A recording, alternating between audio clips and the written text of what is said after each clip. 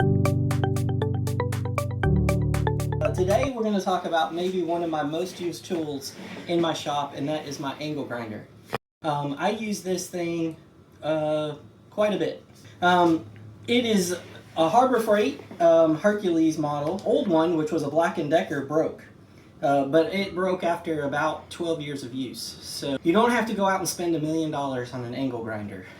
You can buy one at Walmart, you can buy one at Harbor Freight, you can buy one just about anywhere, and it's going to work for you for a long time. A couple of things I want to tell you about this is, they're pretty powerful to get the. You can do grinding with them. You can do cutting. You can cut masonry. You can do sanding.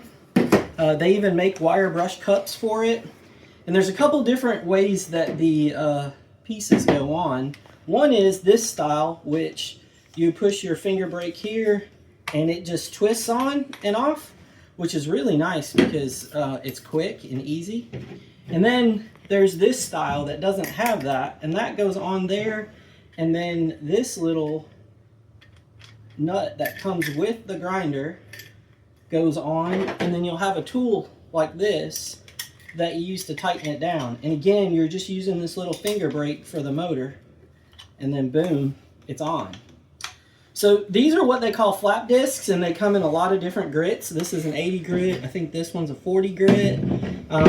You also have metal cutting disc or metal grinding disc. So your thicker disc is going to be your grinding, and your thinner discs are going to be cutting. There's the real thin, very fibery, and then there's a little bit thicker that's more of like a rock, like a grinding wheel. And then you also have, and you'll notice that the masonry one does not have the bevel. It's just straight. But then there's also a masonry cut. On the masonry cutter, you can cut your, like if you're doing landscaping blocks or that type of thing, you can use this to cut those and make it a lot easier. You can score them and then hit them and they'll break right off.